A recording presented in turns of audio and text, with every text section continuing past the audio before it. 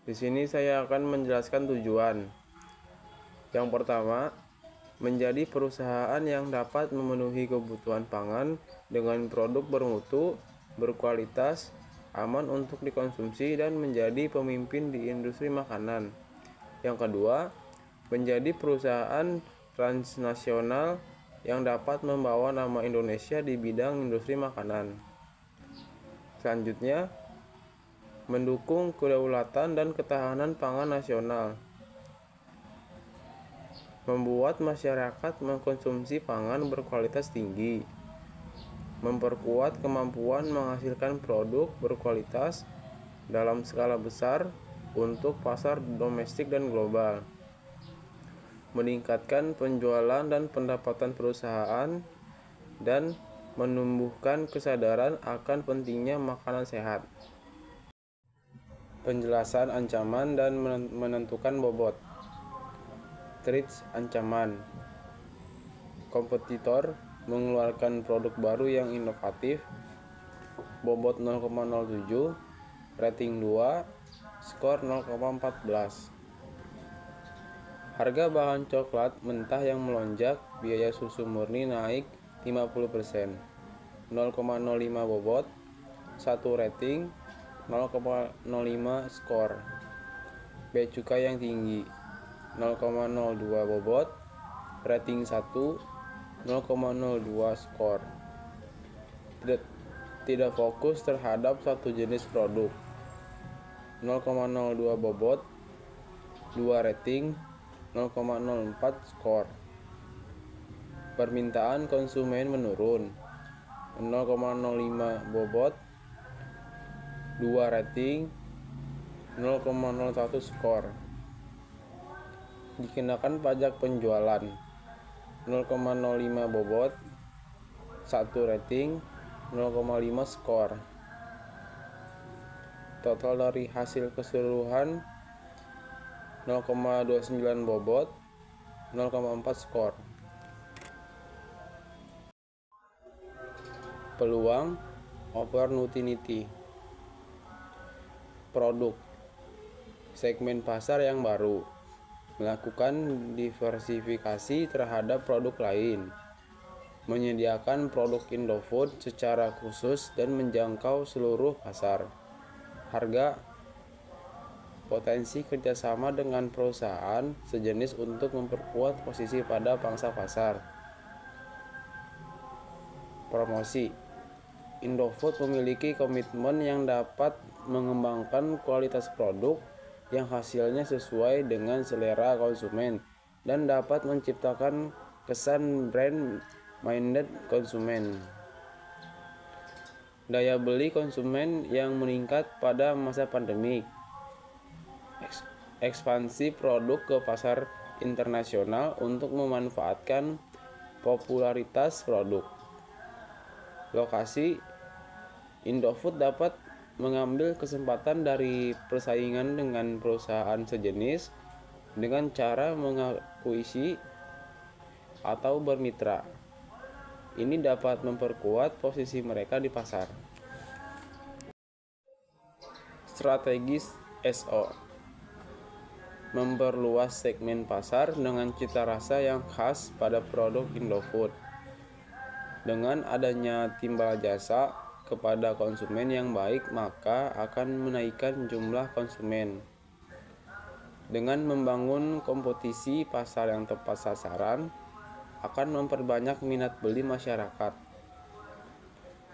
Menambah jumlah outlet atau cabang pada pasar tradisional agar lebih mudah dijangkau oleh masyarakat. Merilis promosi melalui media digital dan game online untuk meningkatkan minat beli konsumen. Memanfaatkan kekuatan seperti kualitas dan ciri khas produk. Inovasi produk berkelanjutan dan pemeliharaan kualitas superior. Strategi WO, membuat iklan yang menarik yang ditunjukkan untuk segmen pasar baru. Melekatkan brand Indofood dengan baik.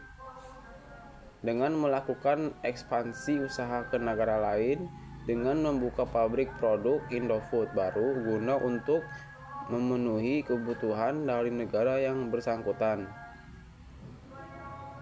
Dengan adanya daya beli masyarakat, maka akan mempermudah pendistribusian produk.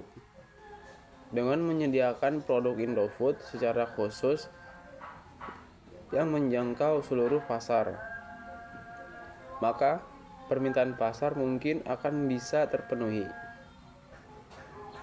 Atasi kelemahan seperti ketergantungan pada supplier dengan strategi komunikasi, pemasaran yang tersegmentasi, dan pengembangan SDM.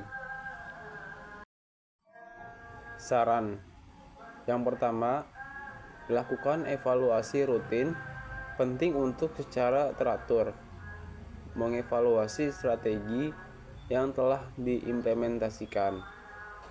Dengan melakukan evaluasi rutin, perusahaan dapat mengidentifikasi keberhasilan dan kegagalan strategi yang telah diterapkan serta melakukan perubahan yang diperlukan.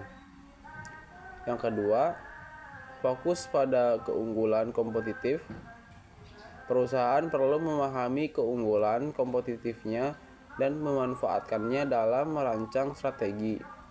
Fokus pada keunggulan kompetitif akan membantu perusahaan membedakan dirinya dari pesaing dan menciptakan nilai tambah bagi pelanggan. Yang ketiga, berinovasi secara berkelanjutan. Inovasi merupakan kunci untuk tetap relevan di pasar yang terus berubah.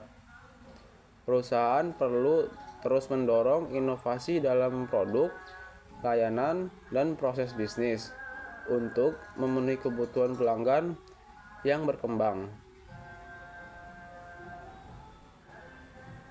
Yang keempat, kolaborasi dan kemitraan. Pertimbangkan untuk menjalin kemitraan dengan pihak eksternal yang dapat mendukung pencapaian tujuan perusahaan. Kolaborasi dengan mitra strategis dapat membantu perluasan pasar dan akses ke sumber daya tambahan. Yang kelima, fokus pada pemasaran dan promosi. Perhatikan strategi pemasaran dan promosi yang efektif untuk meningkatkan kesadaran merek dan menjangkau pasar yang lebih luas. Pemasaran yang tepat dapat membantu memperkuat posisi perusahaan di pasar. Yang terakhir, manajemen risiko. Selalu pertimbangkan risiko yang mungkin timbul dalam implementasi strategi. Lakukan identifikasi risiko secara proaktif dan siapkan rencana mitigasi untuk mengurangi dampak risiko terhadap perusahaan. Dengan menerapkannya saran-saran di atas, diharapkan perusahaan dapat mengembangkan strategi yang efektif, berkelanjutan, dan dapat menghadapi tantangan di pasar dengan lebih baik. Terima kasih.